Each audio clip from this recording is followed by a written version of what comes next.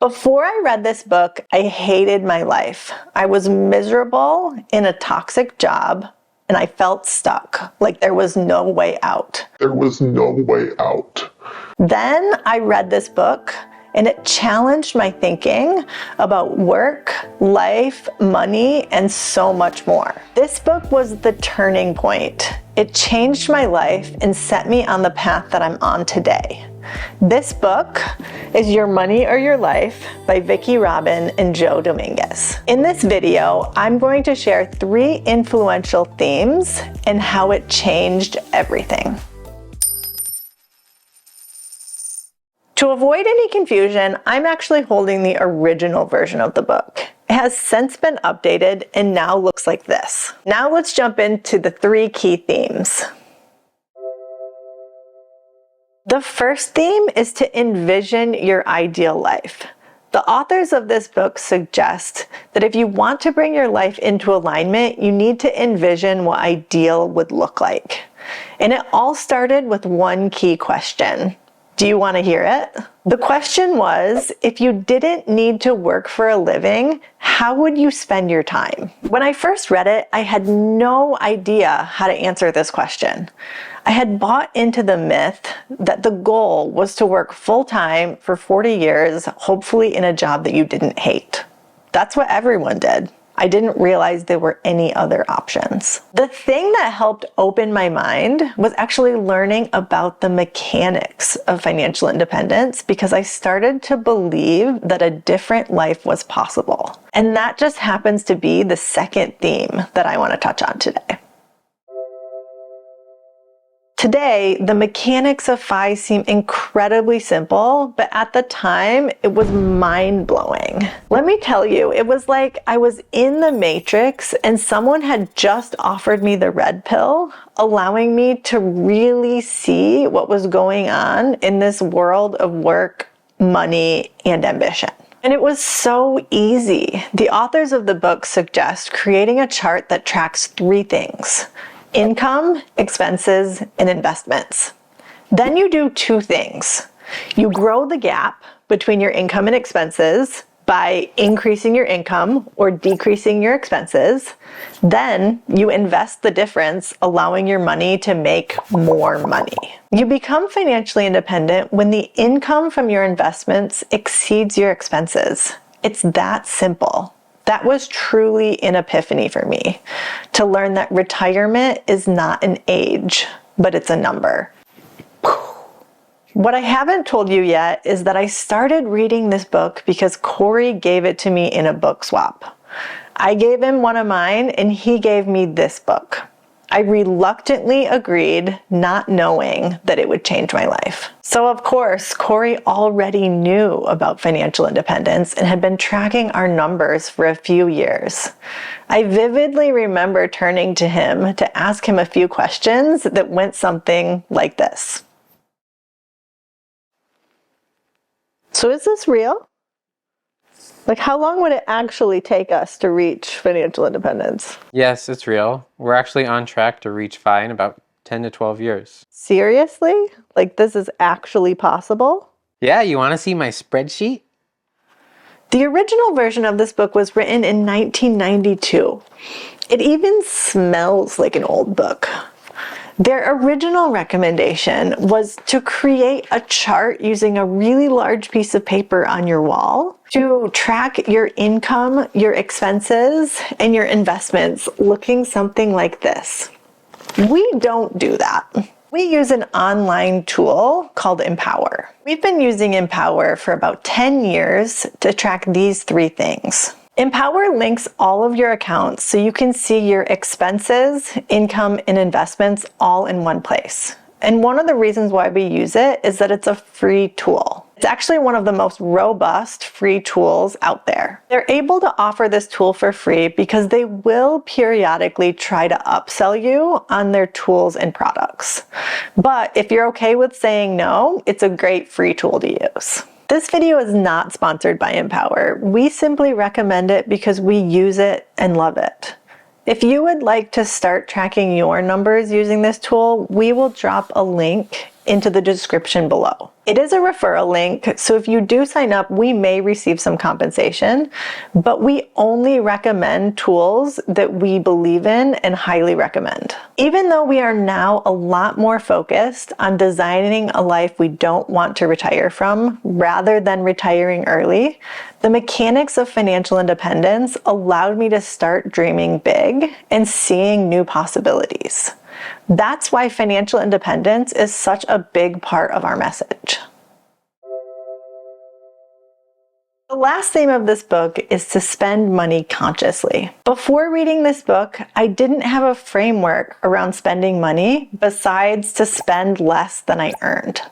And after a few years of advancing our careers, it frankly wasn't that hard to do so. This book gave me a new way to think about spending money, and they did it by introducing this idea that we buy stuff with our time. So let's break it down. They explain that you trade your time for money at your job. So essentially, you are buying money with your time. Then you're turning around and buying stuff with that money. So basically, you are buying stuff with your time. This concept really took root when they introduced the idea of the real hourly wage. Whether you're salaried or hourly, we all know how to calculate our hourly rate.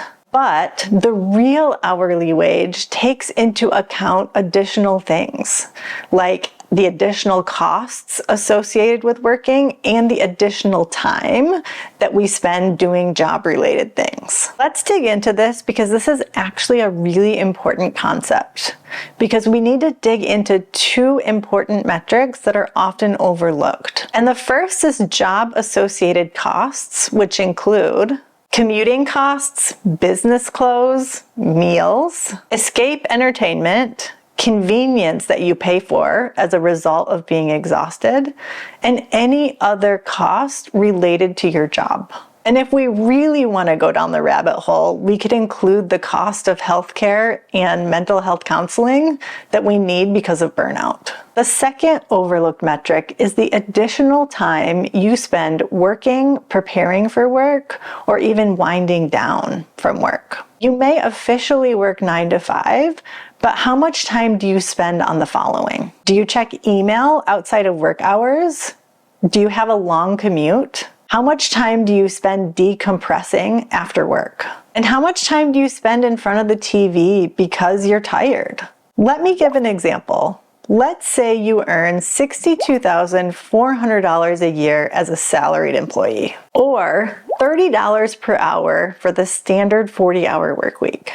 This means that you earn $1,200 per week. Except, as a salaried employee, you are not paid overtime and you actually average about 45 hours per week. You also have to go into the office 3 times per week with a 30-minute commute each way. This means you spend an additional 3 hours commuting each week and an average of $60 per week on gas and car maintenance. You also value building relationships with those you work with, so you take a break with your colleagues and buy coffee on those 3 days, and let's assume that that coffee costs you $5 per day. When you sign off for the day, you're exhausted. You spend 30 minutes scrolling social media before you can do anything else. And the 2 to 3 times a week you go into the office, you're too tired to prepare dinner, so you order takeout from a local restaurant, spending an average of $40 per night. The original $1,200 per week is reduced by $195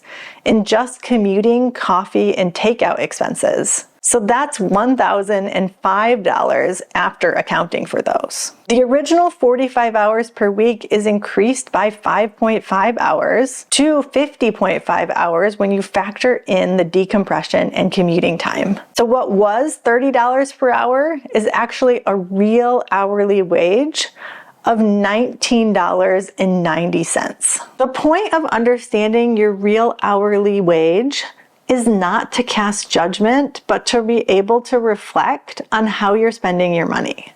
The question that stuck with me most is this one. Did I receive fulfillment, satisfaction, and value in proportion to the life energy spent? For the authors, life energy equals time. So what we're really asking here is, was this purchase worth the amount of time that I needed to earn the money to buy it? This new perspective allows us to see stuff as a trade-off of time for satisfaction and fulfillment. Some things will be worth it, and some things won't. For example, when I first read this book, we reflected on our spending and realized that we weren't getting the requisite satisfaction and fulfillment from certain purchases, like eating out, buying random stuff, and some traditional travel expenses like fancy hotels. It also helped me see that there are certain purchases, like buying our camper van, that are totally worth the trade-off of time. This book gave me a new framework on spending money, and it was in combination with the two other themes that allowed me to change my life completely. Over the course of my life, I've had inspiration from a variety of different sources, but none compared to the impact of this book. Since reading this book, I've spent more time reflecting on what I would do if I didn't need to trade my time for money.